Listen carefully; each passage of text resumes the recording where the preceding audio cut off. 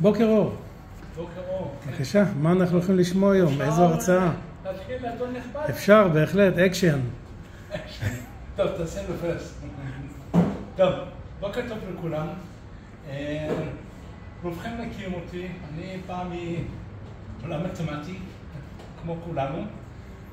אני הגעתי למצב שהצגתי בתערוכות בינלאומיות, והגעתי לזהב גדול, פעם אחת, 95 נקודות, נסעתי עם חבר שלי יורם, והייתי שמח מאוד, כמובן, כי לזה כיוונתי כל החיים, למרות שאנשים אמרו לי שלא אקבל יותר מוומר, לארד וומר, אבל הוכחתי שאפשר.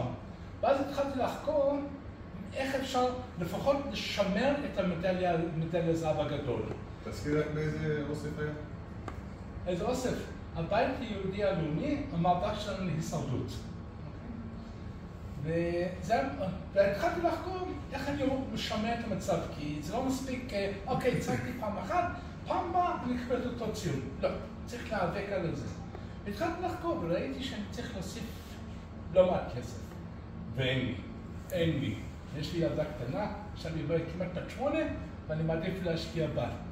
אז התלבטתי מה לעשות, ואז חבר טוב שלי בא וביקש ממני, תכתוב לי מאמר לנסעון, איך נהיה יהודי. עכשיו, אנחנו אספני בולים, ואני הסתכלתי על כל מה שיש לי, וכמעט אין בולים שמראים איך נהיה יהודי. יש כמה בולים בסרביה מ-1942, אבל לא באמת מראים את זה. ואז אמרתי לעצמי, אוקיי, מאיפה עוד? אז התחלתי לחשוב, ראיתי, יש לי כבר בזמן נאצים, יש לי קריאה ואני לא הבאתי דוגמה כזו, אבל שמראה בדיוק איך אנשים רואים את היהודים. ואז נזכרתי בסיפור מילדות שלי, שחבר נכנס אליי הביתה, והוא אמר לי, שאל את אבא שלי, אני לא יליד לארץ, כלומר אני יליד ממדינה שלא קיימת יותר, רודזיה, שזה באפריקה דרומית, שאל את אבא שלי, מתי יצוצו לי הקרניים? אבא שלי הסתכל, על מה אתה מדבר? כל יהודי יש קרניים, הוא אומר לי. אז אבא שלי אמר, אני לא שמעתי את זה, אבל אני מבקש ממך לצאת מהבית. ובאותו יום אני הפסקתי להיות החבר שלו. עכשיו, מאיפה זה בא? זה בא מהפסוק הזה מבראשית, ומשה לא ידע כי קרן אור פניו בדברו איתו. כי קרן אור. קרן, סליחה. עכשיו, זה אפשר, תרגמו את זה באנגלית בטעות או בכוונה, לקרניים, על הפנים. קרניים על הפנים. קרן אור פניו. אז תרגמו את זה על קרניים על הראש של משה. ואז אנחנו מסתכלים על הפסל, על זה של מחילה שלו של דוד, ואנחנו רואים פה את הקרניים. ממש אז הוא צייר עם קרניים. ואז אנחנו רואים דוגמה נוספת, ממש ככה, שמציירים את יהודים בתור עם קרניים. לא דוגמה. אנחנו רואים, פה לא רק שיש קרניים, אלא גם כן, אם מסתכלים פה, זה כמעט השד. הצל נראה כמו השד. והסתכלתי וראיתי שיש עולם ומלואו של הנושא הזה. ואמרתי, זה דבר שאני רוצה לנסות לחקור. זה עובד בשטויות שלו. עכשיו, בוא נתחיל. זה גלויה טיפוסית. מה אנחנו רואים פה? הכיעור. אנחנו רואים פה את הכיעור של הבן אדם. תראו איך הוא מסתכל. האף הבולט, האף היהודי הבולט. מוגזם, כן? הבולט. הוא נראה משוגע, זה משהו, מסתכל על כל דבר הוא משוגע, ואת הידיים שלו, שאין לזה שום פרופורציה לגוף. והמבטא, מבטא יידיש, וואט במקום וואט. כל זה, גם כן הסחורה, שמוכרים זבל וכל הדברים האלה. עכשיו, אני ראיתי את זה, זה הגיע לידיים שלי, ואני אמרתי, זה דבר שאני רוצה להמשיך איתו. עכשיו, סתם לאסוף גלויות, אנחנו באים מהתחום של תמטיקה, ואני אוהב לחקור, וסתם לאסוף את הדברים האלו, בכל מקום אני רוצה להציג באיזשהו שלב, כי יש את הקטגוריה של גלויות, ואמרתי, ברגע שאתה מתחיל לעשות את זה, אז יש מונח כזה שנקרא דלטיולוגי. עכשיו, בדלטיולוגי אומר לך שאתה צריך, לא מספיק שאתה צריך לאסוף את כל הגלויה הזו, ואתה לא יכול סתם לשים את זה, תחקור. מה זה לחקור? צריך להסתכל מי הצייר, אם אפשר לדעת, מי מוציא לאור, מי המדפיס, מתי בערך, וכל הדברים האלו. זה עולם שצריך לחקור. הרי מחקר זה דבר שאני רוצה לעשות. ואז פה למטה אנחנו רואים את חלק מהפרטים. אוקיי? אנחנו רואים פה מתי זה אמור לצאת. 1905 הוא קיבל את האישור. אנחנו רואים פה איזה משהו, רואים פה עוד איזה משהו. עכשיו, מה זה המשהו הזה ומה זה המשהו הזה?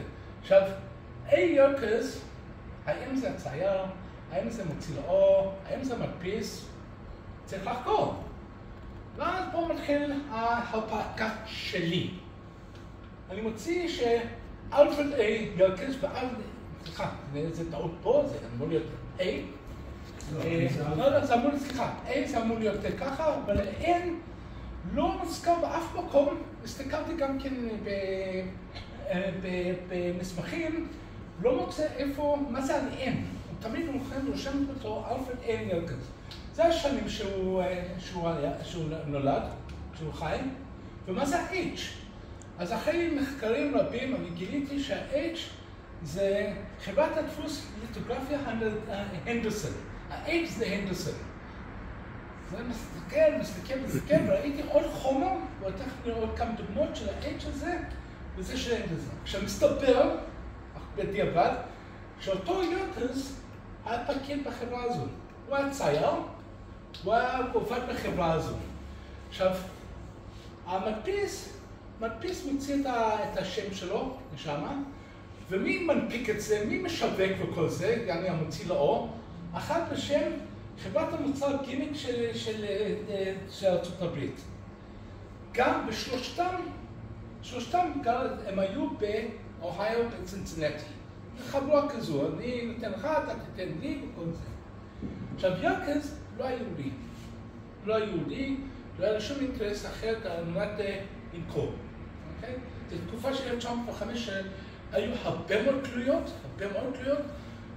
אנחנו נראה פה תלויות אנטישמיות מארצות הברית, היו המון מארצות הברית, גרמניה, צרפת, אנגליה. עכשיו, בחלק מהמקרים אנחנו רואים את הדברים שהם מנסים להיות קומי. עכשיו, מה שקומי לבן אדם אחד, לא בהכרח קומי למישהו אחר. אז אחת הסיבות שמוצאים את האף בצורה כזו, זה אמור להראות את זה בתור איכשהו קומי. בואו נמשיך טיפה. מדברים על האף היהודי, אנחנו רואים את האף פה, בצד הזה, בדיוק כמו שהאף היהודי מתואר לפי הדוגמאות. הסדרה הזו, המסי, יצאה סדרה של סדרה של 10 תלויות, וכל פעם 2 תלויות שונות. לפעמים פה יש סיני אחד, ופה יפני אחד, אני לא יכול לדעת את ההבדל ביניהם, אבל זה תמיד קומי נגד איזשהו עם אחר. עכשיו שוב, עוד פעם למטה, אנחנו רואים את החברים שלי, את ה-H, ופה יש לנו אפס בקוס. אפס בקוס, הוא גם כן היה גר, הוא היה צייר, הוא היה גר בצינסינטי, אז הוא עבד עם אותם שתי החברות שעבדנו אותם קודם. חברת ההדפסה לליטוגרפיה וחברת המוצר גימיק. אוקיי? שארצות הברית, וככה קוראים לזה, US Novelty Postcards. וככה אנחנו רואים את הדברים. איפה אתה מצאת אני לא שמעתי עוד פעם? איפה מצאת שחברת גימיק היא זו שהפיצה את זה? אני מסתכל, ואז אני מסתכל, פרסומים שיתפסו בזה, ותכף אני אראה לכם בעוד דוגמה איפה אני חקרתי. הלכתי להרבה מאוד מקומות, גם כי הסתכלתי עיתונות של האזור באותו זמן. לפעמים אני עובד מאוד מאוחר בלילה, 1-2 בבוקר, בשביל למצוא את זה, כי אני מדבר עם אנשים מארצות הברית, שיש להם גם כן גישה לכל מיני ספריות, ותכף נראה עוד דוגמה כזו. עוד דוגמה, אנחנו רואים למטה את הסימן הזה, לקחת מהסימן הזה, להגיע למצב שאתה יודע שזה פרדריק ליאופולד קבלי, זה הקטע המעניין שאני אוהב את זה, כן? אני אוהב את זה. לאחרונה מ-AI זה מקל, אני חייב להגיד שזה מקל. אבל הכי מצחיק כשאני שם שם ב-AI, ה-AI פונה לאתר שלי. זאת אומרת, אני המקום, אז זה מה שנקרא פרדוקס ה-AI, כן? פרדוקס, אם אני הייתי כותב שם שטויות, אז ה-AI מפיץ את השטויות שאני כותב, כן? זה אחד הפחדים של ה-AI. אבל פה, יש פה את הקופירייט של זה שנקרא famous. כל מה שהצלחת לגלות עם famous, זה שזה לא famous, זה F-A-M-O-S. מעבר לזה, עד עכשיו אני לא הצלחתי לגלות. אבל אני אעשה שוב. כמובן הקריאה הזו אינו במצב טוב, הוא מצב גרוע, יש לי יותר טוב בבית, אבל הוא לא אצלי בצוגה, כי יש לי דברים יותר מעניינים. עכשיו, בנושא של... ופה אנחנו רואים את האף היהודי במיטבה, וגם כן הצחוק עם המבטא, My gracious country right. עכשיו, כל הזמן הם צוחקים על זה בוא ניקח, תמיד יודעים על היהודים שבאו ממזרח אירופה, עם המבטא האשכנזי היידישי שלהם, שהם לא יכולים בדיוק לדבר, וזה צחוק שאנחנו רואים הרבה מאוד. אפרופו האף היהודי, ז'וויף זה יהודי בצרפתית, ז'וויף. זה באזור של הנוי, והדמות הדמות הזה נקראת היהודי. האף היהודי, כי בגלל האף הגדול שם. זה השתנה ב-1965, השם כבר לא נקרא ז'וויף, נקרא משהו אחר. אבל הוציאו גלויה, זה גלויה שנמצא אצלי, ופה כתוב הנוי, יש את הפרטים של זה, מצאתי את הכל, זה חלק ממחקר. אם אני הזכרתי באיזה תקופה הגלויה הזו? מה התקופה של השלטון הצרפתי? 62, כן, תקופת הצרפתית, כן. עכשיו, יצא ספר בנושא שנקרא hate mail, ויש שם מתואר הרבה מאוד דברים, חלק ממה שיש לי לא נמצאים שם, אבל ספר מאוד מאוד כוללנית, ספר שכדאי, אבל הוא מחקר שמדבר כללית, לא מדבר על ספציפית מי הצייר, ושם בכל מיני מקורות הם מדברים נגיד על הגלויה הזו שמאוד מאוד נדירה. אני קניתי אחד, הלכתי לאיבוד בדואר. קניתי עוד אחד, הלכתי לאיבוד בדואר ארצות הברית. ואז פתאום הגיע אליי הגלויה הזו, וכולם מציינים את ה-JANAA. עכשיו פה, לפני שאנחנו מדברים, פה אנחנו רואים את הדמות, את הכיעור, כל מה שדיברנו קודם, את האף, על זה בתשוגה, אבל גם כן המצות. זה בפורמט של מצות. הכותרת שם, זה יש לך פני מצה. כן, כן. עכשיו, זה פייפייס, זה לא מצה. המצה פונן. כן, זה המצה. פני מצה. כן. עכשיו, אני רוצה לדעת מי זה JANAA, אני לא מסתפק בזה, כי מחקר זה דבר שאנחנו אוהבים, או אני אוהב, כן? עכשיו, אנשים אמרו שאם זה JANAA, אולי זה ציפרו שתי חברות שונות, שעשו שיתוף פעולה יחד. אז אני ממשיך להסתכל בעיתונות וכל הדברים האלו, ואני מוצא את זה באחד העיתונים. ואני רואה שפה הוציאו את המצה פולן סיריס.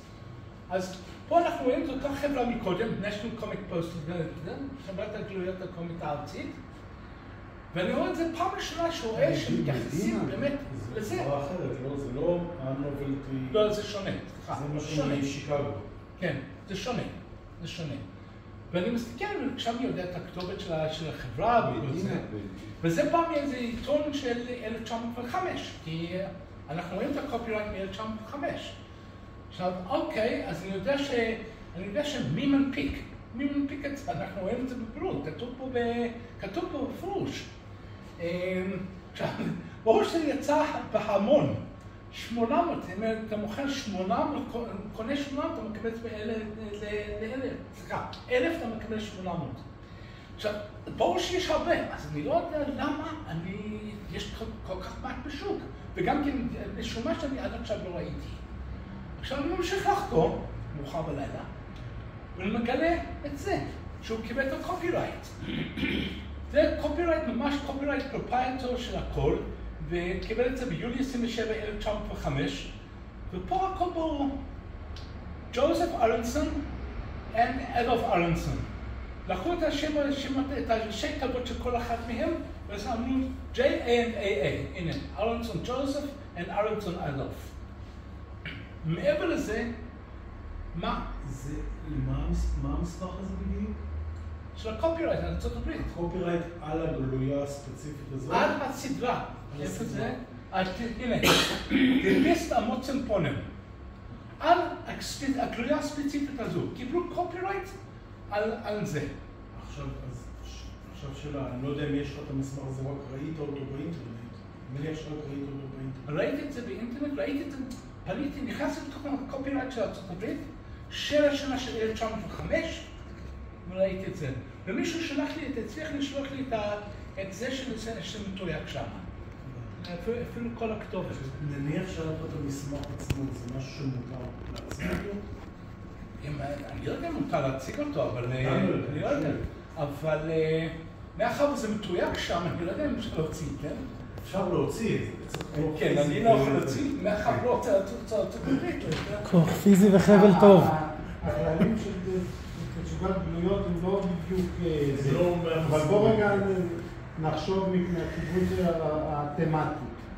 זה כאילו מקביל לאישור של הדואר על ציור של בול או משהו כזה, נכון? אפשר לעשות איזושהי הקבלה. זה בשופט. זה איזשהו אישור בתהליך של הייצור, נכון? או של ההדפסה. אז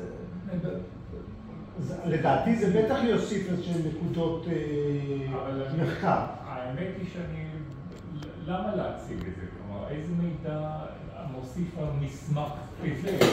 העובדה שהגעת ואתה יודע לפענח את ראשי התיבות, שפו. אין ספק שזה חשוב מאוד ואתה מתאר את זה. המסמך כמסמך, מה תשים את התעודת זהות של הבן אדם? סך הכל זה אני אסביר לך. זה אישור על הסדרת גלויות. זה מאמת את הקופירייט. מאמת את הקופירייט שכתוב על זה, קופירייט את זה. פשוט יש אימות. זה הכל.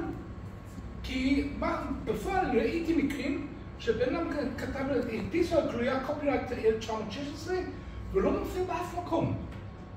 לא במסמכים. עכשיו, אין ברגע שאתה מנפיק גלויה, אף אחד לא מפקח על זה. אז אתה יכול לשום קופירייט, אתה יכול גם לא. לפי כללי המשחק בארצות הברית באותו זמן, עצם העובדה שאתה הדפסת לא יקנה לך קופירייט? ואם כתבת קופירייט, אז מי יתפוס אותך? מי יתפוס אותך עכשיו? אז מה אם יש... אף אחד לא יתפוס. היה משרד שנרשמת לקופירייט, אז כנראה שלא. אחרת למה שמישהו יירשם, יש לו אוטומטית?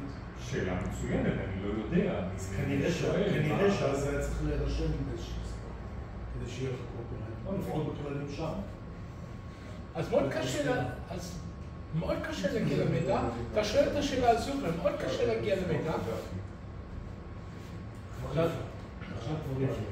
עכשיו, אני יודע מי האנשים האלו, סליחה? אני יודע מי האנשים האלו. אני לא הצלחתי להבין אם הם אחים או לא אחים או קרובי משפחה. קצת קשה להבין שהם לא קרובי משפחה. אני יודע שההורים שלהם באו מגרמניה. אז כל המידע לא נמצאים. מאוד קשה לפעמים להגיע, כי לא הכל רשום אצל המאגרים של ה-1800 ומשהו. עכשיו נגיע למשהו טיפה יותר מעניין. עוד פעם. הם היו יהודים? מה? הם היו יהודים? אני חושב שהיו יהודים. ואני חושב, לפי מה שאני הבנתי, המטרה שלהם להנפיק את הדברים האלו, ויש מלא בסדרה שלהם, JNAA, זה לקחת עם כסף. מכירה. מכירה, ואז הם ירדו על עצמם. עכשיו אנחנו מגיעים לטיפה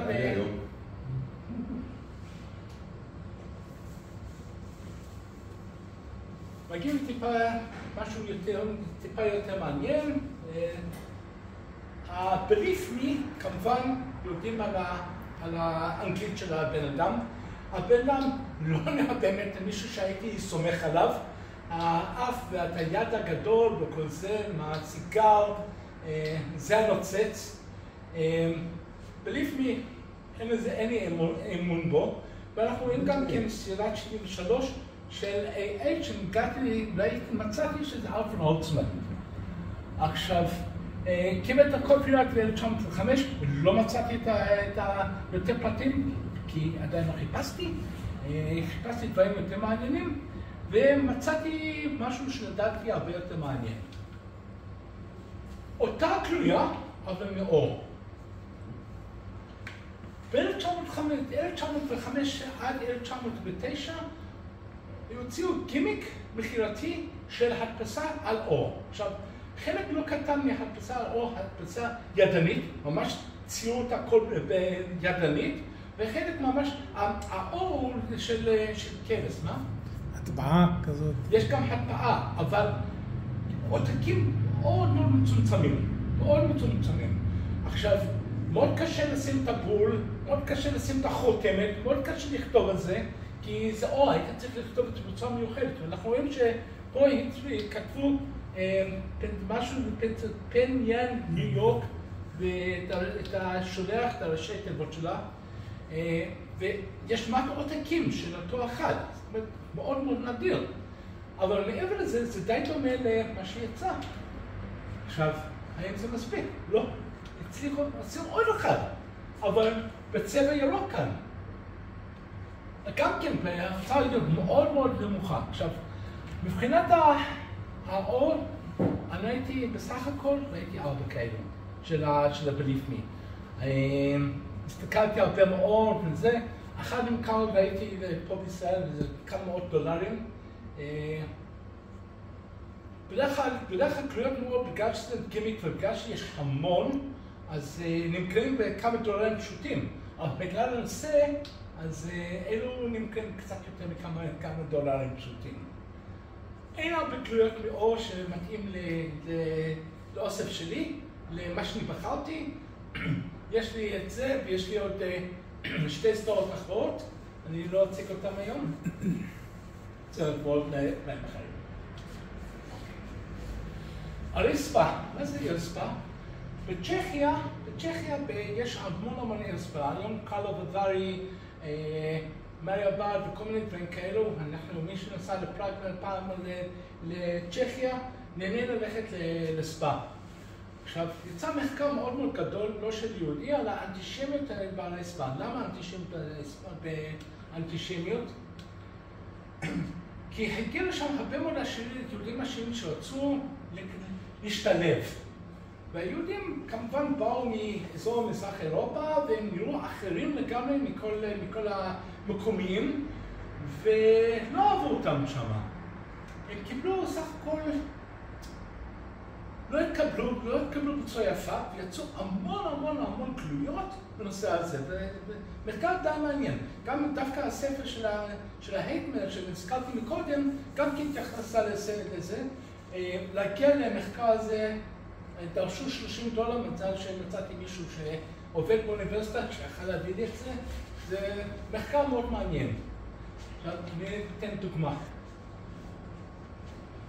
זה קרלסבאד. קרלסבאד זה מה שנקרא קרלו ודרי היום, שנמצא בצ'כיה. ומה אנחנו רואים פה? אנחנו רואים פה, חוץ מהכיעור, אנחנו רואים את הגוף המעוות. איך בן אדם עומד פה, יש כבר כאבי גב ומנהיג עומד ככה. ואנחנו רואים גם כן את הכובע של כאילו, כמו הכובע של האנגלים, וזה מה שנקרא באנגלית הטופט. אנחנו רואים את המטריה ואת החליפה, מנסים להשתלב, כאילו שהם האליטה. עכשיו, מאחר אני לא מסתפק בזה, אני לא מסתפק גם במחקר, אני צריך להבין מה קורה בתלויה. מי המנפיק, מי המציל אור וכל הדברים האלו. ואז אני רואה את הסימן הזה למטה, שזה מאוד בולט, ועוד סימן שפחות בולט. אוקיי, אנחנו רואים פה את הסימן הזה, הסימן הזה. עכשיו מפה, מה זה? וזה מתחיל להיכנס, ואני רואה שזה אוטמר זייצר ממינכן, שהוא היה מוציא הרבה מאוד דברים, הרבה מאוד גלויות, היה מוציא אותם לאור. הוא למעשה היה מנפיק. הוא טיפל בהרבה מאוד דברים, הוא עבד עם הרבה מאוד ציירים. ואז אנחנו רואים פה את הסימן הזה, וקצת קשה למצוא לקרוא מה שכתוב, ראיתי מקום אחר שיותר ברור, גם כן השתמשתי קצת בפוטושופ, או כדי לקרוא את זה טיפה, ראיתי שמדובר פה על EKM. אז אני גיליתי שהסימן הזה הוא מילקון גם כן במינכן. הוא היה צייר, ובגלל שהוא היה צייר הוא הצליח לשלב את התמונה שלו, את הסימן שלו לכל מיני דברים. וככה ממשיך את זה, וזה הונפק ב-1898, זה נשלח.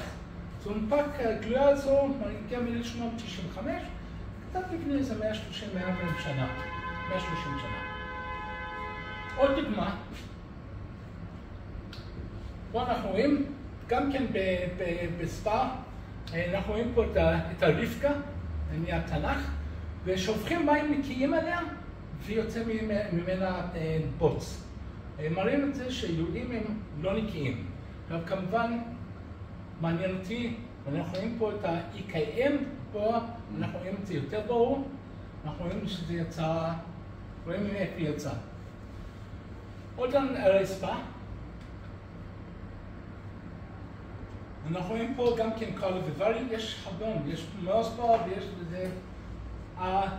הגרוס אוס, דרישת שלו מאיזה משהו, אנחנו רואים פה את היהודי המוגבל, יודעים בגלל הפאות שלו ואת זה, אבל הוא עושה מה שהכלב עושה. הוא עושה קקים במכנסיים שלו, והוא עושה מה שזה. כולם מחכים והם אומרים, אוקיי, זה מצליח פה. כתבו על זה גם כן על ספציפית הגלויה הזה מחקר. לא ידוע לי מי הצייר, מי המוציא לאור. בהרבה מאוד פעמים, במחקר מציינים שהגלויה הזה היה מדפיס צ'כי, אבל מעבר לזה אני לא מצאתי, אבל מספר הרבה מאוד דברים פה.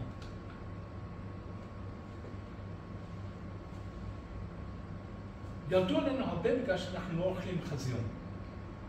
פה אנחנו רואים את היהודים כחזירים. עכשיו פה אנחנו תורגם לי באיזשהו מקום,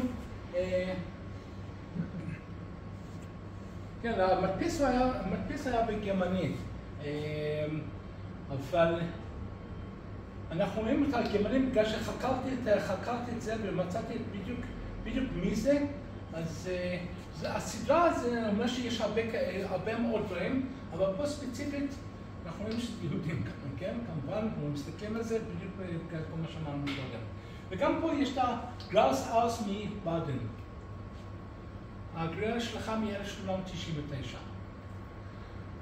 משהו יותר מעניין באותה צורה, אנחנו רואים את הגלויה הזו, ואני הזכרתי קודם שיש את הקופירייט פה של 1916, לא מצאתי את זה בשום ספר של ישוע לקופירייט הזה.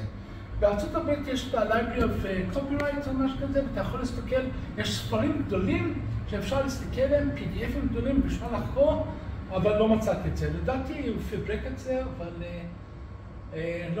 לא יכול לאמת. אנחנו רואים פה את האף ואת הדמות והכל זה, אבל מה אנחנו רואים פה? שיש פה כתב הפוך. חזיר. אם הופכים אותו, זה חזיר. מה בפירוש? אם אתה לא היית רוצה לא לאכול אותי. זה מאוד מאוד מעניין. הרבה מאוד גלויות, אנחנו רואים, מציין אותנו את המפלצת. פה אנחנו רואים מפלצת, יש מלא, ואפילו פה אומרים, וואלה לאנמן, לשוויף, וואלה לאנם. כלומר, היהודי הוא האויב שלנו. היום אומרים את זה, כן? זה לא יש לנו הרבה. לנמי. לנמי. כן, האויב. יש שם איי בסוף. לנמי, כן. עכשיו פה אנחנו רואים את זה גם כן מצביעים על פנמה. עכשיו, מה היה באמת? היה בזמן שבנו את תעלת פנמה, היו צוות הצרפתים שעבדו שם, וחלק, שניים מהמנהלים של 10 מנהלים היו יהודים.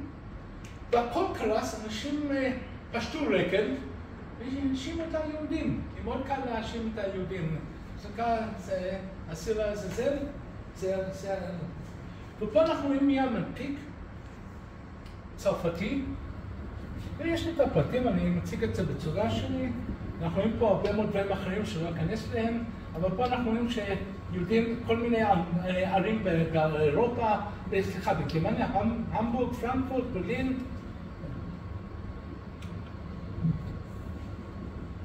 פה בזמן דרייפוס, וזה קיבלתי לאחרונה מתנה מחבר טוב מאוד שלי, בזמן דרייפוס הוציאו סדרה של קריאות בפוסטרים של מוזיאון איך נקרא? אימים. ופה שוב אנחנו רואים שזה לא אויב, זה בוגד. עכשיו, פרצוף של דרייפוס פה נמצא על ראש של נחש בשם היידרה. מה זה ההיידרה? רק כשאתה חותך את הראש, הולך צומח. ואנחנו פה מלא נחשים בסנגון. גלויה הזו מאוד נדירה. רק כמעט אחד. להגיד שיש רק אחד, אני לא בטוח, אבל פה אנחנו רואים לפי החתך הזה שיצא מאיזה בוקלט של כל מיני גלויות. אז תודה של החבר, אני לא ראיתי את זה, ויש פה יש פה חתימה. נמשיך, אני לא רוצה לבזבז את הזמן של אנשים. מלון קורנר הוף. מלון קורנר הוף הוציא סדרה של גלויות. ב-1895 נקנה על ידי אנטישמי, 1890. הוא החליט להוציא שהמלון שלו, קורנר הוף, יהיה נתון ליהודים. היהודים אסור להיכנס לשם, ואפילו כתב את זה. כתב את זה פה, יודן רסטורנט, יודן is der פרבוטן זה אסור. ואפילו יש פה משפחה של יהודים שבאו מהתחנת רכבת, ופה הם אומרים, לא, אין פה יהודים, תמצאו מקום אחר. לגמרי, תעזבו אותנו. עכשיו, 1898, אנחנו רואים פה, הבן אדם הזה הוא התחבר ב-1931 במפלגת הנאצית, הוא קיבל קידום גם כן במפלגה, אבל הוא המשיך לתפקד באותו מסעדה, זה היה גם כן מסעדה וגם כן מלון. יש גלויה דומה שמראים שהוא פועט ממש יהודי מהמלון. סך הכל מנסים להגיד שיהודים שבאו מתחנת רכבת, כי הוא בא לשם משם, לא יכולים להיכנס לשם. ובתור מכירה, הוא פרסם את זה שזה המלון היחיד בפרנקפורט שאסור ליהודים להיכנס. יש עוד הרבה דוגמאות כאלה מגרמניה. תחזור גם פה. מה זה הנועל ירוזלם הזה? הוא מנסה להגיד שזה ירושלים החדשה. כי ירושלים היה שם... בפרנקפורט ירושלים החדשה? כן. טוב. כי הם ראו אותה. מותר. זכותו להגיד מה שהוא רוצה. במקרה הזה, המלון הזה, הפרקום ולא זוכר את השם שלו כרגע, הוא היה מנפיק הצייר וגם מוציא אור. יכול לעשות מה שהוא רוצה. ואם מישהו מכיר את ההיסטוריה של גלויות, עד משהו כמו 1890, 95 משהו כזה, הגלויות היו מאוד מסודרות. היית שם בפנים משהו מאוד מאוד בסיסי, ומאחורה היית כותב גם את הכתובת. את הכתובת וזה מסר מאוד מאוד פשוט. רק ב-1890 מוקדמות, הוציאו שאתה יכול לשים איזה תמונה שאתה רק רוצה, אבל מהגב אתה לא יכול, זה רק את הכתובת. בגלל זה אנשים כתבו פה את המלל שלהם. פרסומי. עכשיו אנחנו רואים, כמו שאמרתי, בעטו את הבן אדם בחזה לתחנת רכבת, הוא היה סוחר, הנה אפילו הופ בון הוף, התחנת רכבת. תחנה מרכזית. דוגמה נוספת, ולא שלא. חברת הספרים האנטישמי.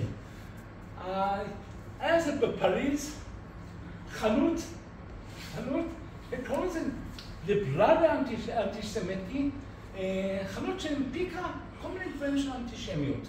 ספרים, הפרוטוקולים של זקני ציון גם כן נמכרו שם וכל מיני דברים כאלו.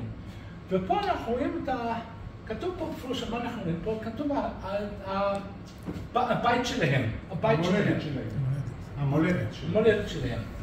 אנחנו רואים את היהודי עם לא בדיוק ידיים רגילים, כן?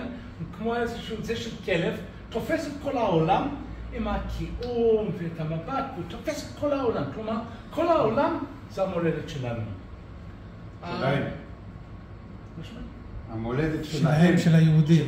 שלנו. בסדר. הם אומרים שלהם, כן? תלוי מאיזה צד אתה מדבר. אני מסתכל בצד שלי, סליחה. אני אציג עוד אחד מאותו חנות. זה, אנחנו רואים פה זה מספר 6, זה היה יותר מוקדם, זה מספר 2, כרגע עוד אחד נדמה לי שם 9, מספר 9, הם לא נקראים בזול, אבל פה אנחנו רואים גם כן אותו דבר, אבל פה יש לו כמה ידיים כאילו שהוא תמנון כזה, והוא תופס איזה נוצרי אחד, מנסה לגנוב לו כל מיני דברים, ככה מראים אותנו. וזה גם כן בבית כנסת. לא, הכוונה היא להגיד שזה ויטראז' שאמור, שהדסטיני, זאת אומרת, שאמור להיות דסטיניישן, זאת אומרת, אמור להיות בתוך בית הכנסת בחו"ל, כן. זאת אומרת, מישהו... כן. מיועד להיות שם. עכשיו אנחנו חוזרים לנושא של גירוש. מגיעים לנושא של גירוש. אז עוד פעם, לך פלסטינה, הגלויה הזו אומרת שאנחנו נגרש את כל היהודים לפלסטינה, נסגור את השערים, ואז בכל אירופה יהיה שלום. זה 1898 כזה. גם כן, מי שהוציא את זה, ב-1880 התחילה מפלגות בגרמניה בשביל לגרש את היהודים. וזה התפתח קצת, לא המשיך הרבה, אבל התחילו שמה. עכשיו, דוגמה כזו, נח פלסטינה, כן? לפלסטינה. אנחנו רואים עוד דוגמה כזו, שזה בדרך עליי, שמנסים לגרש את היהודים לפלסטינה. והם כותבים פה העתיד. העתיד של אירופה זה לגרש את כל היהודים לפלסטינה. קצת שונה מהיום הייתי אומר, זה הפוך מהיום, אירוניה קצת. שאלות? טענות? מענות? עצבים? אני בחרתי להציג רק קצת ממה שיש לי באוסף בצוגה, רק בשביל לתת טעימה. זה תחום שאותי זה מאוד מרתק, נוביל את זה המון בלילה. עכשיו יש לי איזה קאסטום GPT משלי שיודע לקחת את התמונה ולפנח לי אותה ולנסות לעזור לי למצוא את זה, והרבה פעמים מוצא את זה מהטעם שלי, זה מצחיק, אבל זה ממשיך, ואני מוצא עוד ועוד. בגלויות יש הרבה מאוד סוגים, יש לא רק את האור שהראיתי דוגמה, יש גם כן הדפיסו על בד, ויש לי גם כן כל מיני דברים, כי בארצות הברית היו הרבה מאוד מקומות שהיה אסור ליהודים לקנות. בתי מלון לא אישרו ליהודים, ואזורים של מגורים קנו את זה, וכתוב על הגלויה רק לנוצרים, או discriminated clienteling, זאת אומרת, הם בוחרים את האנשים שרוצים להיות, אבל לראות את הדמות היהודית, לא שמה, זה רק מוסתר. זהו. יש גלויות כאלה מארצות ערב גם, לא? ארצות הברית יש. ארצות ערב. ערב, כן, ארצות הברית יש, אבל מודרניות יותר. כלומר, אני מציג בסוף התצוגה שלי, אני מציג מראים את היהודים בדיוק באותם דברים. בדיוק באותם דברים. יש גם כן גלויה של אחמד תמימי שמרביצה חייל, יש גלויות, אבל מה שראיתי שיותר מהמקור הזה של הגלויות הם שיצאו מאש"ף. הגלויות האלו, אבל מי שמוציא אותם זה היה בחריין, כל מיני דברים שהם הביאו אותם. עכשיו אני עדיין מחפש, כן? כי אני מוצא כל מיני דברים של שנות ה-50, אבל מאוד קשה להגיע אליהם. אני גם כן לא הולך לשווקים שם, כן? אין לי שום כוונה. אני בטוח שאני הייתי הולך לשווקים שם, הייתי מוצא משהו. אבל... לורנס, אולי תספר קצת על הכללים של תצוגת גלויות, איך מציגים, איך זה הולך, קצת על הטכניקה, המכניקה. הכללים כרגע, אני יכול להגיד לכם, שזה משתנה כל הזמן.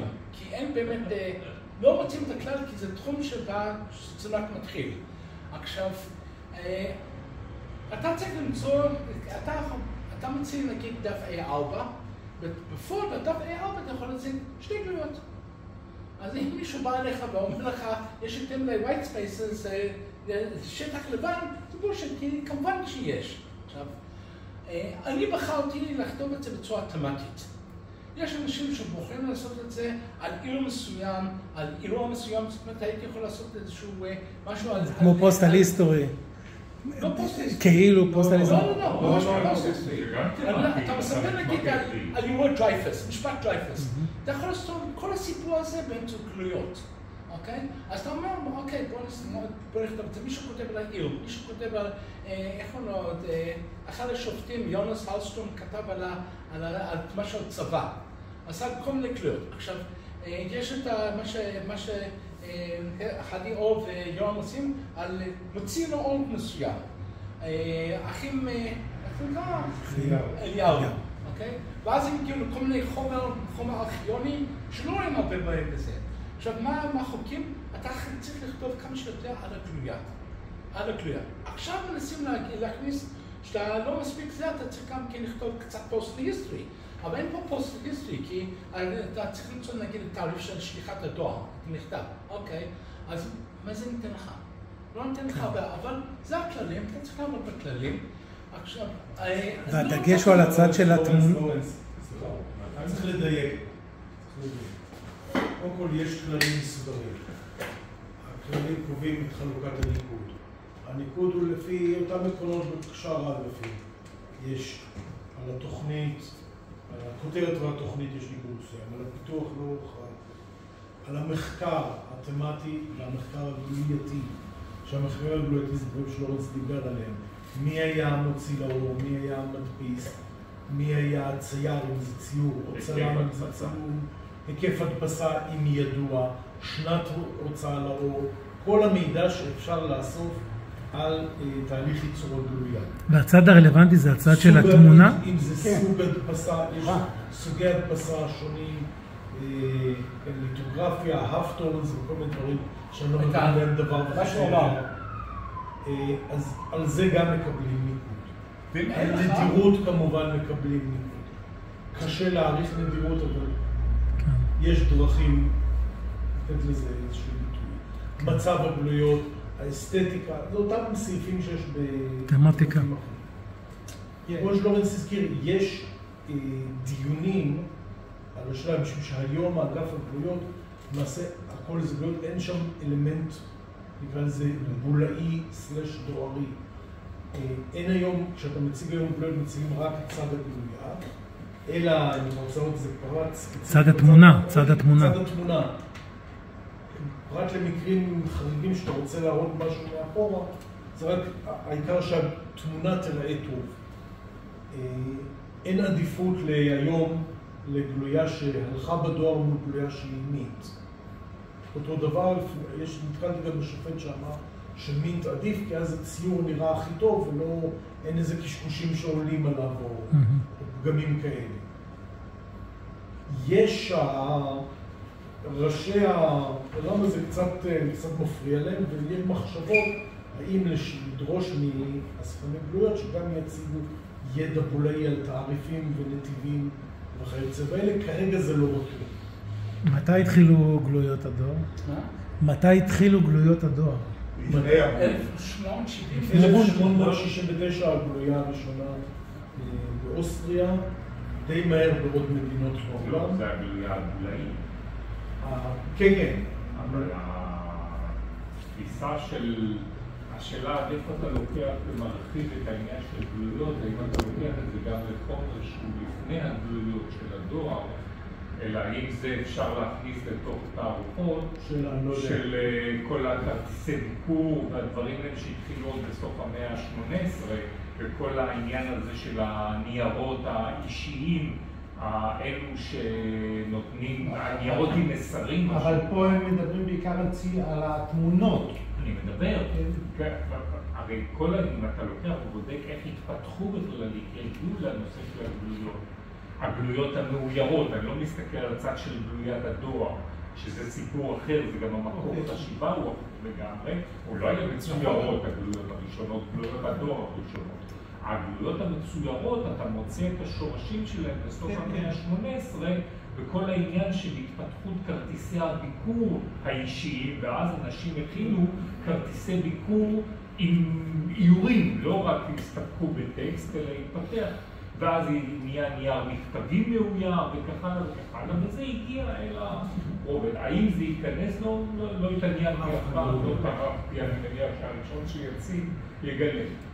תראו, מבחינת יש לא בטוח, אם הוא יציג בסוף המאה ה-18, תחילת המאה ה-19, אני חושב שיחתוך עליו. מעריך שישלחו אותו אם יעשו את זה אלגנטית, אבל יש פה בעיה של שיפוט, ובעיה, ואתגר למציג.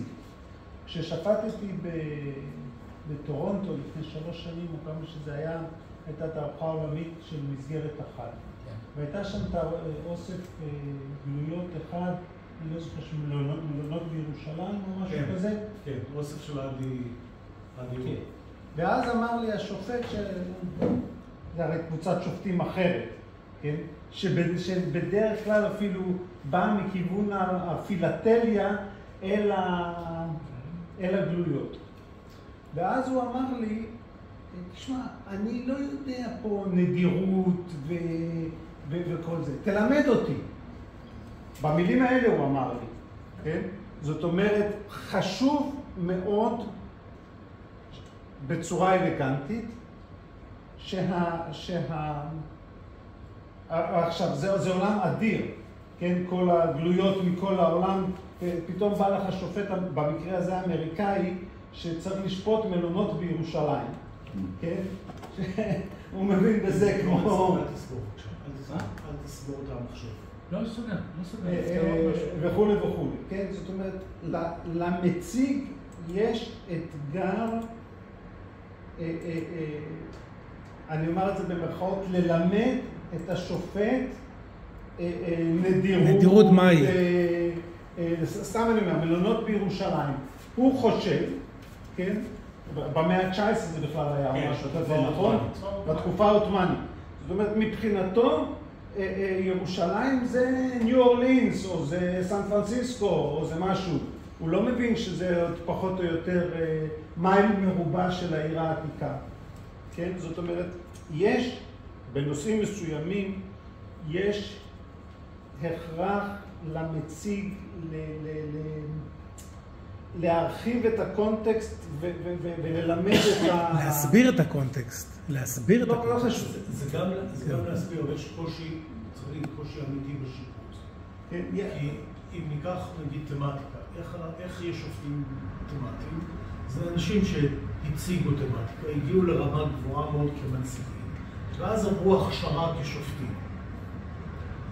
בגלויות שזה חדש יחסית, כמעט אין מציגים שעשו את יש בודדים, אבל רוב השופטים הם למעשה כאלה של אגפים אחרים, והם עושים מה שנקרא cross-accreditation. הסבה גם לתחום. לא בטוח שהם... לא כולם הם אספני גלויות, לא כולם הם מומחי גלויות, וזה בעייתי, זה כל תחום חדש, יש חבלי לידה. תראה, תיקח אפילו בגלאות המסורתית, כאילו תמטית, במרכאות המסורתית, זו שאנחנו רגילים אליה. גם פה אתה רואה כל הזמן מישהו מנסה לדחוף לך איזושהי קטגוריה חדשה, כמו ביול בבולים דומים ובמספר בולים שונים, או כל מיני הרכבי בולים חריגים במיוחד, או מה, מי היה שחפצה לקדם את זה. דמיין נאבי. כן, אז כל הזמן נכנס כל מיני כאלה זורקים למים. לא, זה פריטים ספציפיים, סוג פריטים ספציפיים. אותו דבר גם בגלויות. אתה מנסה לחפש להצביע על קטגוריות שבהם אתה תוכל לבדל בין גלויה לגלויה. כי כשאתה מתחיל את העסק, אז אתה אמרת, זה בול. ואתה עשית אוסף במה שהיה, חוזר לשורשי התמטיקה, פרטו-תמטיקה, אתה עשית אוספים נושאיים והבאת סוסים בלי להיכנס לדקויות. ואז אמרת, לא, אני מעלה את הרף ורוצה סיפור ורוצה זה. אותו תהליך עובר היום על הגלויות. ההבדל הוא שבגלויות, גם לפני הרבה שנים, גם בגלל איזה תמטיקה בראשיתה, אתה יכולת להגיד על בולים מסוים שהם נדירים, כי זה נהיים מקוטלגים, היה תיעוד בזה. אבל גם פה בגלל שהמוצאים לא פרטיים, לרוב אין קיים. הוא קיים. לא, תמיד אתה יודע. אין קטלוגים מסודרים באותה רמה. בונים אותם. תסתכל, מה שהציג היום לורנס, אחלה דבר, התרשמתי מאוד מהעומק של המחקר, והיכולת להגיע באמת אלא על פענוח של הלוגו ושל היצרנים וכך הלאה. המידע קיים, הוא מסתתר בכל מיני פרסומים עיתונאיים וכל מיני קטלוגים, ואם אתה ברגע שיהיו מספיק משוגעים לדבר, שיחפרו ויחפשו, ככה זה מתפתח. זה... רמת המחקר היא שונה לחלוטין כן, נכון? הידע, לא המחקר, סליחה, הידע הזמין, הידע הקיים. הוא בעייתי, כן. אתה רוצה להגיד שעל גלאות מודרנית יש איזשהו תיעוד שמתקרב בכלל לתיעוד שקיים על הגלאות של המאה ה-19, תחילת המאה ה-20? אף אחד לא מתייחס. על גלאות מודרנית אתה יכול למצוא בקטלוג, גם די פסי, אם הבול יצא משונן באיזה שינון, יצא אימפרפרייטד. הקבוצה שלו. לפעמים אתה גם יודע, יש לפעמים כאלה. לפעמים זה קיים, לפעמים לא. ישראל לא מפרסמת אף פעם מה התפוצה, אז אתה לא יודע מה התפוצה. פעם פרסמה. מה? פעם פרסמה. כי חייבו אותם, אבל בשלב מסוים שהמספרים יהיו מביכים די, אז הפסיקו לפרסם. שהמספרים יהיו מביכים, הפסיקו לפרסם. אז כל הדברים האלה, אבל הם קיימים, הרי התיעוד הזה קיים, הוא קיים בארכיון של בית הדפוס. היצרנים של לורנס הציג, אתה לא יודע אם בסדרה של סדרה X, פרט למקרים נדירים, אתה לא יודע אם יהיו 12 גלויות, 15 גלויות, אם יצאו באותה שנה, בהפרש של שנתיים. יורם, זה מידע שלא חקרו מספיק, זה לא חקרו, בסוף אם אתה תחבר, כל ההבדל הוא והוא מחפש כל ההבדל את המלון רוב שלופה, הוא היה יגלה שיש. כל ההבדל הוא שאת הבולאות התחילו לחקור לפני 150 שנה. נכון. וזה רק אתמול, שנה שעברה, לא יודע מה. בגלויות גם חלק מהמידע כבר לא יגיעו. בסדר, כי נזכרו מאוחר מדי. אנשים נדע מאיתנו. יש פה אתגר, אין ספק שיש פה אתגר. לא, זה משפיע, עכשיו, זמינות המידע משפיע גם על השופט. ברור. מאוד קשה לו להתכונן. תראה, או שהעסק הזה בסוף ימות מות אלופים. זה גם יכול להיות. כלומר, אנחנו נמצאים כרגע בהייפ שהוא במידה רבה דומה להייפ של הטלקרדים. הטלקרדים מתו כי מתה הטכנולוגיה. פה אתה הולך למשהו שבעצם מלכתחילה הוא תופעה מתה. אתה לקחת תופעה מתה. אין היום גלויות דואר, יש, אבל היא לא קיימת, בכלל לא בליגה של מה שהיה גלויות דואר, in the good old days, מה שנקרא, בתקופה שהגלויה הייתה באמת משהו משמעותי. אתה עוסק במשהו מת מלכתחילה. ולכן לפחות אתה מקווה שהוא לא יעבור את אותו תהליך עצוב של הטלקארדים, ולא מחר יימאס לכולם מכל הבולשיט הזה, וירדו מזה לגמרי, וכאילו ינטשו לחלוטין את כל העולם. או שימשכו אותו באמת לכיוון של מחקר ארכיוני ועידוד של כתיבת מחקרים, דוגמה זה של לורנס הציג פה בצורה טובה מאוד. יכול להיות שזה יהיה הכיוון שלי אליו, בכל ההיבטים מתמטיים, ותבוא לתאר באמצעות גלויות, קח את מה שאתה עשית לך עם אליהו. אתה לא תמטי, אתה בשום תמטי, אתה בסור הכי קרוב ל-90%. 90% מהאוספים בגלויות הם מתמטיים. ברור, כי הבעיה היא שאתה לא, כי ההזדמנות להגיע לכזה ריכוז של יצרן מסוים, זה הזדמנות נדירה. אני מניח שככל שיצוצו יותר ויותר כאלו, הדברים קיימים, הם איפשהו מסתתרים. בארכיונים אישיים, במשפחות, בארכיונים ממשלתיים כאלו. זה קיים. לא חיפשו אותה, אף אחד לא טרח לרפש, וגם הספני הגלויות עשו, יהיו איזה יופי של תמונה.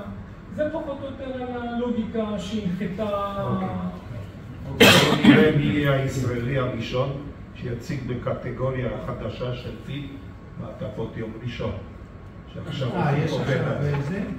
פיפ עובד קשה על זה, אני לא יודע, יורם אולי אתה מעודכן, בדובאי יהיה? לא יהיה בדובאי. לא יהיה בדובאי. הפיפ עובד קשה וביקש כל מיני ניירות. התכוונתי לנסות לכתוב מאמר, אבל אי אפשר. קיבלתי מיגאל, ביקשתי כן והוא ביקש, את כל הניירות שעליהם הנהלת פיפ עובדת. אז מילים באופן טבעי לקחו מארצות הברית, שארצות הברית יש הרבה מאוד שנים, לפחות 40 שנה, כללי שיפוט של אוספי מעטפות יום ראשון. סין פיתחו בשנים האחרונות כללים, ניו זילנד ונדמה לי, לא בטוח ניו זילנד וקנדה. כולם פיתחו בכמה שנים כבר עובדים. הכללים הם שונים, כמובן שיש אופי שונה ליישום בארצות הברית מאשר בסין לגמרי. אני ניסיתי להבין מזה מה הקווים. אם היה מוטל עליי לנסות להרכיב איזה הצעת כללים, אני לא מסוגל מינימום של כללים להציג. אותו תהליך היה בגלויות. כן, אבל נורא קשה להתעד ולמצוא כללים של משותפים ואובייקטיביים. אז אני לא יודע, אבל בטוח שמחפשים. שאלו אותי על בדיוק עליו, זה מהתצוגה שלי. פה אנחנו רואים חייל ישראלי, רואים את זה, ויהודי שאנחנו רואים כל הדמויות האנטישמיות. עכשיו פה אני מצאתי הרבה מאוד דברים, כן? אבל צורת ההדפסה, שזה ליטוגרפיה, ופה אני אפילו מצאתי מהצייר, שזה ברזילאי אחד. עכשיו שניהם כל יותר אותו ארגון, רואים את האנטישמיות וזה, וזה אני מסיים. כמה דפים יש בתצוגה? זה מסגרת? אני פונה לשתי מסגרות, אז יש הרבה מאוד דפי שלוש, למשל, ניתן דוגמה. במחשב שלו. ב5 דקות. תצוגה של גלויות זה שני פריימים. לא, אצלי זה יש. אמרתי לכם שיש... אני אפילו עשיתי סטאדי על גלויה אחת. יש גם כן מאור, זה סטאדי 3 צבעים שונים בהנפקות שונות. אוקיי? ופה אני מצאתי גם כן... המציל אור שונה מכולם, בין זה לזה, אבל כל שלושת אלה מאותו אחד. אנחנו רואים את זה E.B.N.E, שזה אילי בויטן ואילי קרומטולוגרפיה. יש כבר איזה ז'ורנלים או ספרות אספני גלויות, כמו שיש בפילטליה? היה אחת, הפסיקו את זה. לורנס, עוד שאלה אחת. אמרת ש... המבולעים הולכים ונעלמים. לא, בסדר. אתה עובר, לא, ומצד שני אתה רואה את הפריחה בנושא של אתרי אינטרנט. זה יחליף בלוגים, אתרים אישיים. בדיוק, ההיגיון הזה של מגזינים בעצם לא קיים. לא יודע, יש אגודה, יש איזה אסוסיישן. אני לא מצאתי אגודות, כן? אני מצאתי הרבה מאוד... האמת לא מצאתי אגודה בכלל. לא מצאתי. אני מאמין שיש, אבל אני יודע שבכל סוף שבוע באנגליה למשל, יש לי אירוע של מכירת קנויות. לא, זה בסדר, זה בא עם המכירות גבולים, זה בא עם ה... יש בלי סוף... לורנס, התחלת את ההרצאה שלך שחיפשת איזשהו הובי שיחסית הוא לא יקר. אולי תאמר כמה מילים לגבי... לא מצאתי הובי שקצת יקר, שהוא פחות יקר. אני לא מצאתי, לא חיפשתי, אני פשוט נפל לי. נפל לי פה, מה שאני אומר. אוקיי. מה פחות או יותר? הוא כבר בתחום, אז זה כאילו... on the way. שכבה נוספת של הבצל של ההתעניינות שלו. עוד מעט אתה יכול מדליות, ואתה יכול ציורים.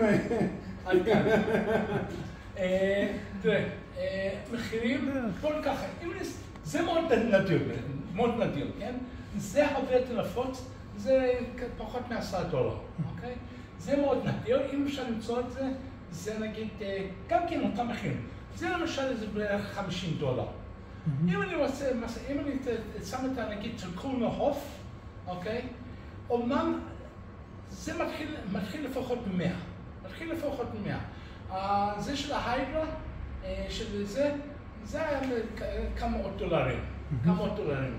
אבל אין פה משהו שעבר את כמה מאות דולרים. זאת אומרת, כאשר מדבר על מחירים סבירים, זה באמת מחירים סבירים.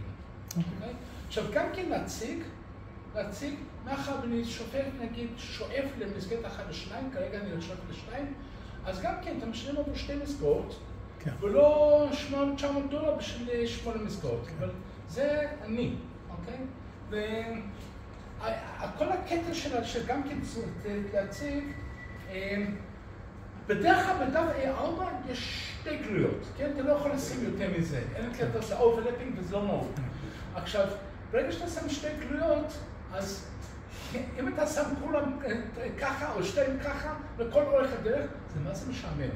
אז אתה כל פעם צריך לשחק עם נראות. תוכנית שלוש, אם יש לך 2 ענקיות ואחת אופקית. אבל מאוד צפוף. מה? זה צפוף מאוד. אני בסדר, אם אתה רוצה... אתה לא יכול לכתוב. לא, אני עשיתי את האוסף אז של המסע לכנסיית הקבר, היה בנוי בהרבה מאוד דפים, הרבה מאוד מהדפים היו 3. אני יודע שהייתה הערה שזה צפוף, אבל כאילו כתבתי הרבה, אבל לא יודע. זאת דוגמה של עמוד שלך שהוא 30 על 30. לא, זה A3. זה A3? זה A3. אני שם כמה A4, סליחה, יש לי 5 A3, והרוב זה A4. באיזה היקף אתה מציג? A3. A3. 2 מסגרות. 2 מסגרות? למה אתה לא יכול למלא יותר? לא. למה? כי... זה נושא רחב מאוד. אני לא יודע, תראה, על כל מיני, אני מחלק את זה ל3 קטגוריות כרגע, אוקיי? איך היהודי נראה, איך היהודי מתנהג, ומה קרה בזכות זה, אוקיי? גירוש וגט רואים וכל הדברים האלו. אני לא מצאתי כרגע, ואני לא רוצה להיכנס לזה, לא מצאתי כל מיני גלויות, נגיד, של להרחיב את זה. עכשיו, הגישה שלי להראות את הדמות היהודית. עכשיו, כמובן אני יכול לשים את זה 4 עמודים על האף. רק על האף אני יכול לשים. אבל לא רוצה למרוח. יכול להיות שאני בונה את זה לאט-לאט. יכול להיות שיכול להגיע ל3. תן לו לאט-לאט להתבשל. זה עניין של החלטה. הוא גם לא מוציא יותר $25 בשבוע. לא, בא איזשהו שופט ואומר, רגע, למה אתה מציג תמונה חלקית של הנושא? שוב, יש תוכנית ואמורה להיות הגדרה של המסגרת. אבל גם מול התוכנית הזאת, בטוח שיש יותר גלויות אנטישמיות מזה שמציגות היבטים נוספים? כן, אבל אני נתפס על דמות אחת, למשל האף, הגוף העקום. אז אם אני מדבר על אף אחד, אני יכול לראות לך את זה נגיד של חמדה. שוב, משה, כמעט כמו בתמטיקה. לא, זה שאנחנו רואים. בתמטיקה, אם אני אבוא להציג מסגרת אחת על משהו שאמור היה להיות מיוצג ב5 מסגרות, או יכול להיות מוצג ב5 מסגרות, יעיפו אותי לכל הרוחות. נכון. לא יכולים להציג מסגרת אחת. אבל זה, לדעתי, זה נובע מרמת הידע של השופטים. זאת אומרת, בתמטיקה... אם אתה בונה על זה שכולם בולים בעמי ארצות, אז משהו עם זמן מוגבל. עכשיו, אם במקרה נפלת על שופט שעסק בנושא... לא נעים לי להגיד לך, בתחום הגלויות, הסיכויים שתמצא מישהו שמבין בתחום שלך הוא 0. אף אחד, א' מספר השופטים של גלויות אנטישמיות זה נושא די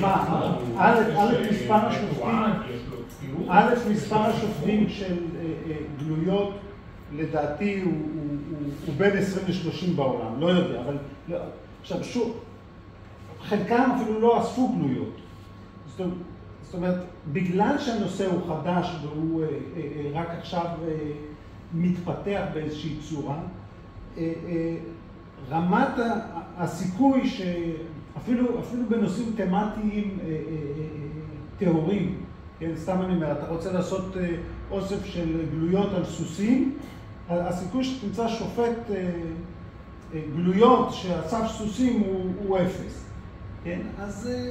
לא, אבל אפילו אם תמצא שופט תמטי שאסף סוסים על בולים, ויודע שהסיפור של סוסים על בולים, זה כבר סיפור. לא יכול להיות שלא יצא משום מקום בעולם סוס רטוב ומרכביים. גם כאן, השאלה היא, אני לא ראיתי את התוכנית, וצריך לראות אם התוכנית היא ממסגרת היטב את מה שהוא רוצה. כי זה אומר שבאוסף אתה מציג 60 גלויות, לכל היותר. אם אתה מדבר על 2 מסגרות, 30 עמודים, 2 גלויות לעמוד, 64 גלויות, לא יכול להיות. אבל לפחות זה לא משעמם את המסתכל. משה, השאלה היא שאלת הפיתוח. אם גלויות אנטישמיות שמציבות את הסטריאוטיפ היהודי עם אף גדול, כמה גלויות שמראות יהודי עם אף גדול אתה שם? האם אתה שם 30 גלויות כאלה? לא, אבל אתה הצגת פה לפחות 4, 5, 6 גלויות של אף גדול עם גלויות יותר. אתה יודע מה, כמעט בכל אחד מהם אני יכול להתאפס על האף הגדול. תשמע. לא מעניין, זה משעמם. אבל יש עוד מאפיין. לא, רגע, הוא לא הציג כאן, ואני... לא, יש באוסף, יש... הוא לא הציג כאן, ואני מניח שבאוסף יש את התקופה הנאצית. נכון? אני פחות רוצה את תקופת הנאצית. אז על זה אני רוצה להתלבש. בתוך התוכנית שלי... יכול להיות ולגיטימי לבוא ולהגיד, הנה, למרות המסגור של התוכנית, הגדרת התוכנית, היית צריך להתייחס גם לתקופה הנאצית. אבל בתקופת הנאצית יש 2. רגע. בלבד. עזוב, אנחנו מדברים עכשיו תיאוריה, לא מדברים מעשה. שוב פעם, אם אני הייתי שופט, אז הייתי שואל את השאלה, ולא יודע מה יש, כי אני לא מבין כלום בחומר הזה. כן, אבל השאלה היא לגיטימית. כן? אז עובדה היא שלפחות מהחומר שהוא הראה כאן, הוא מתרכז נגיד עד מלחמת העולם הראשון. בסדר? ויש... הוא הציג את הגלויות הערביות המודרניות. לא, זה רק בשבילנו.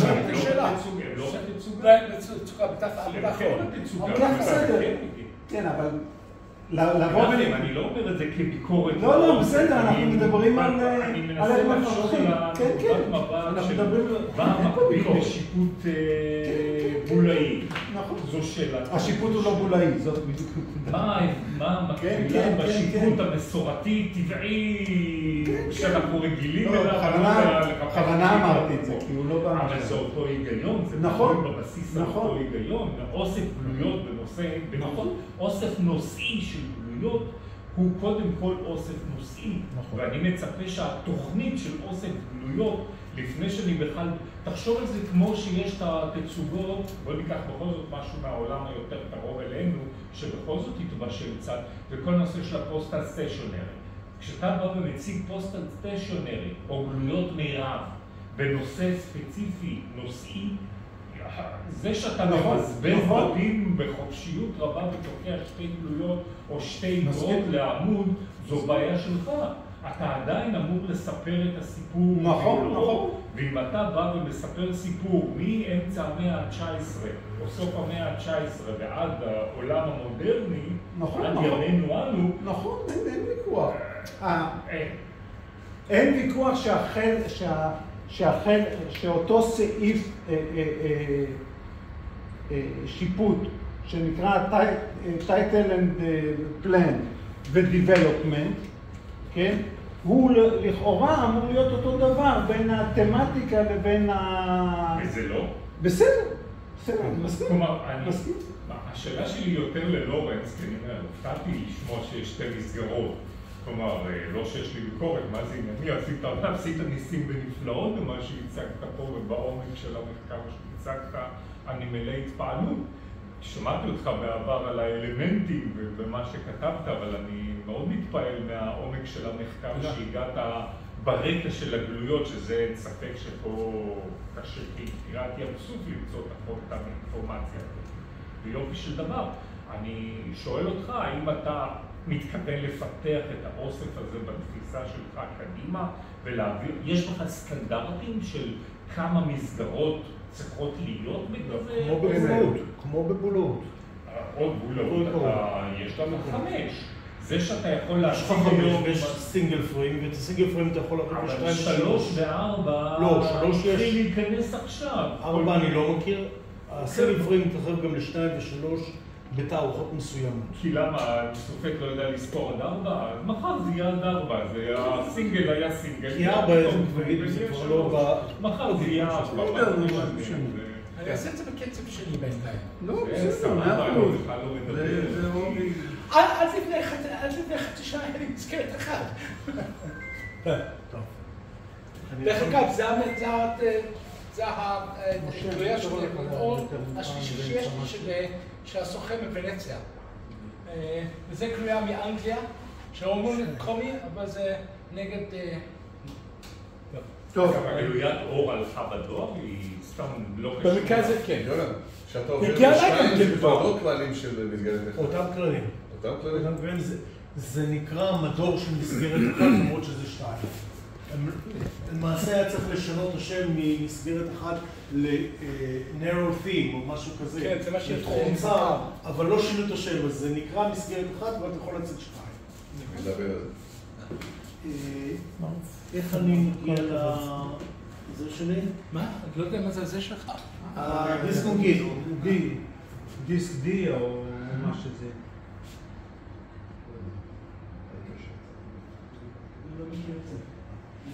הוא לא יקר את הדיסק.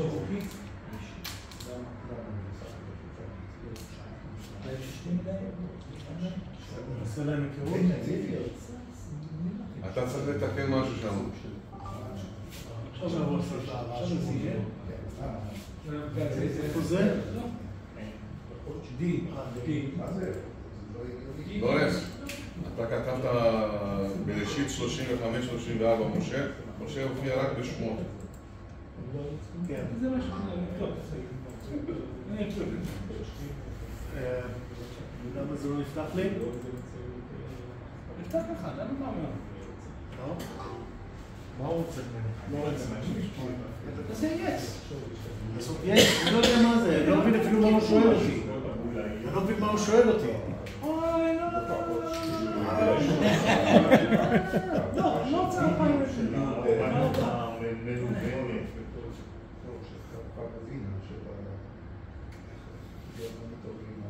אז אני יכול לפתוח או לא? מלא. התחיל להקים את הפורום המקובל שכאן. בדצמבר אנחנו לא נעשה פגישה כי יש יש כנס, זאת אומרת, נשאר לנו ינואר, פברואר, מרץ. 16 בדצמבר. כן, זה גם מרץ, זה עוד חודש מהיום, 5 שבועות. ינואר, פברואר, מרץ, 2 פגישות או 3 פגישות? לא, אני שואל. אני חושב 2. זאת אומרת, אחת חצי שני של ינואר ואחת בחצי הראשון של מרץ.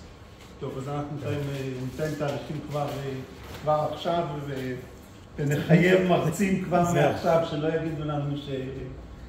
טוב, אז אני חושב שאני גם אתן איזה משהו ככה בולאי קטן, סיפור קטן, אבל לפני זה דברים טכניים כאלה, אז כמה אירועים קרובים שיש לנו. ביום שלישי הקרוב יש לנו יריד בולאי כאן, לפי כל המסורת. ב-28 בנובמבר, זה יום שישי האחרון של החודש, יהיה לנו פה בוקר של בולים, עם ההרצאות והמכירה הפומבית והבינגו וכל החבר'ה. והכנס השנתי ב-16 בדצמבר, זה בחג החנוכה. כמובן שהיה כבר מי שהאשים אותי שעושים את זה בחג החנוכה, כדי שתהיה לי תירוץ לאכול סופגניות במלון.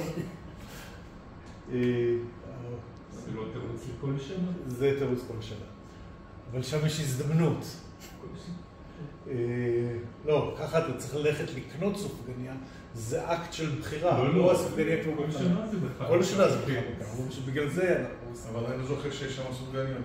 אז 16 בדצמבר, 16 בדצמבר זה יום הבולות, ומי שעדיין לא נרשם, אז מוזמן לעשות את זה. בקש לעשות. רק את האירוע אולי הגדול ביותר של החודשים האחרונים אתה לא שם.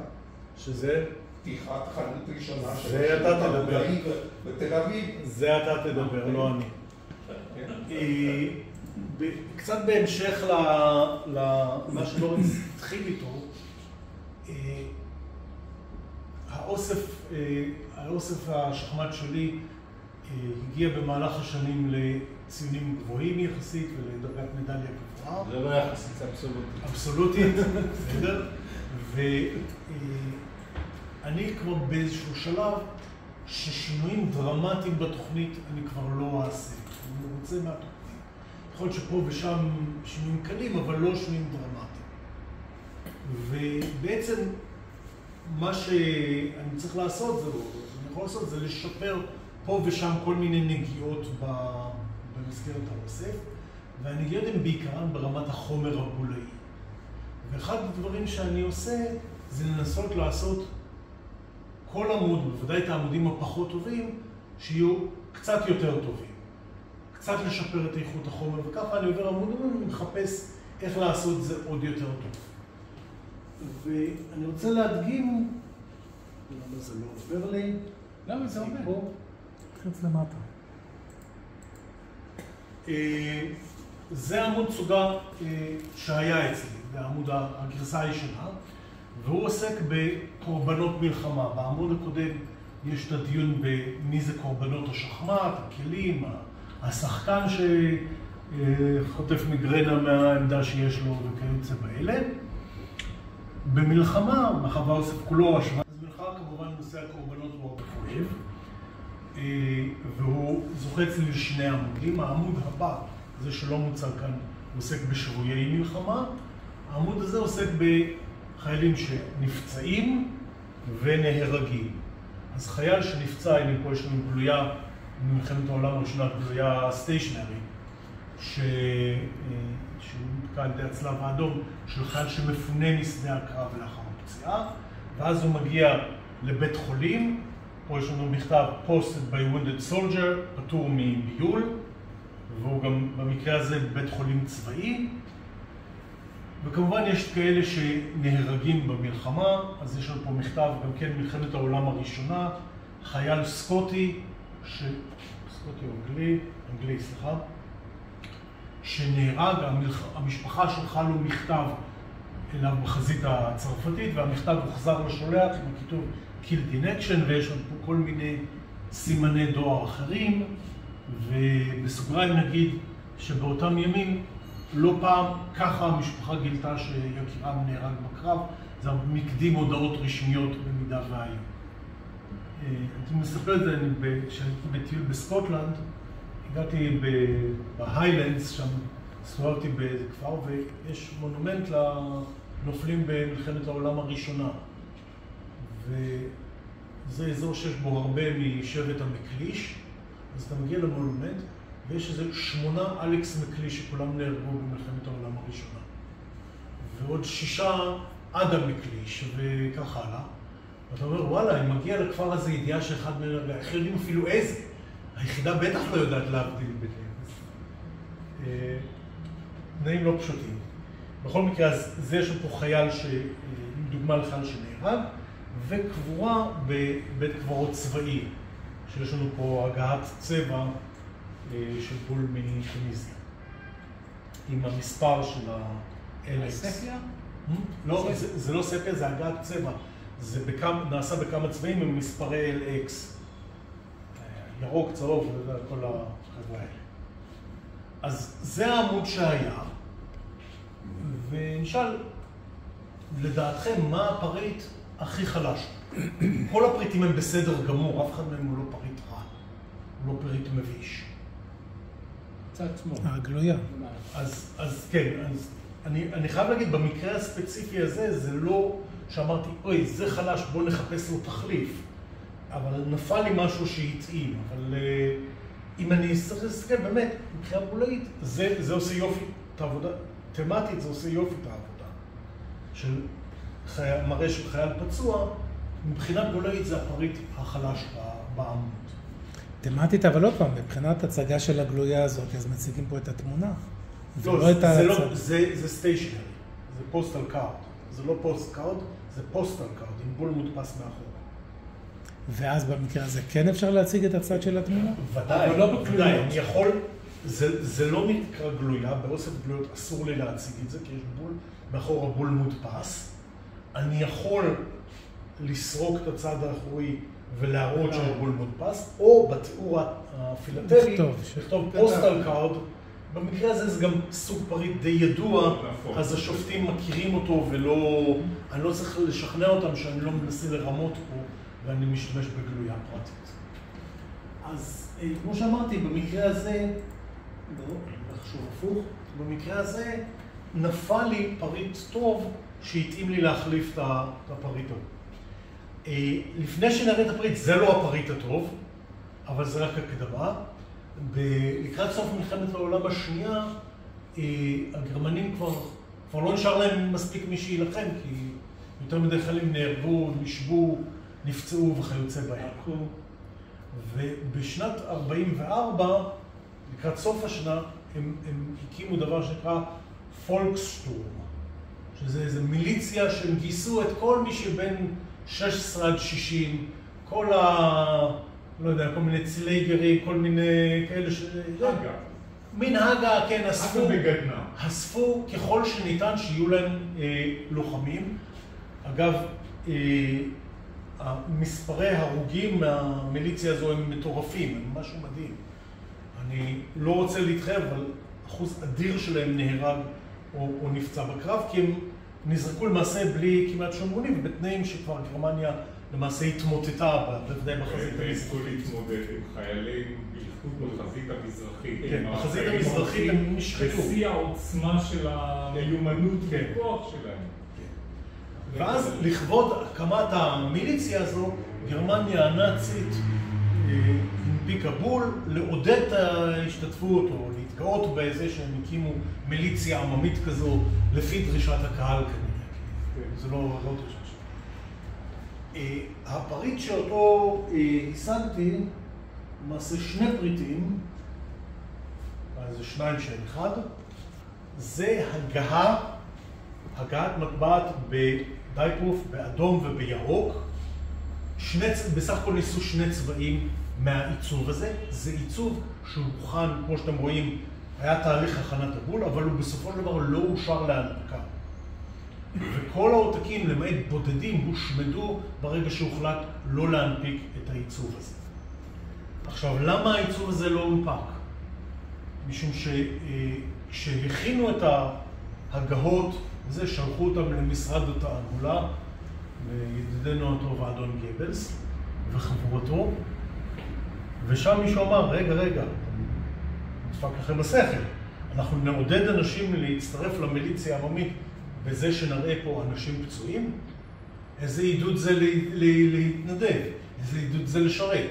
אז פסלו את העיצוב בגלל שהוא מכיל חייל פציע. אז שתי ההגאות האלה כמובן נדירות מאוד. הייתה מחירה של חומרים מהתקופה ומצאתי אותם, הצלחתי לשים עליהם את היד. וזה דף הצוגה הנוכחי שלי, שבמקום הגלויה שהייתה פה נכנסו שני הבולים עם הסיפור שלהם, שזה כמובן מוסיף לי לדירות. העמוד שהיה קצת עמוס נהיה טיפה יותר נושם, ומבחינתי זה עמוד שעשיתי עליו איזשהו שיפור קטן.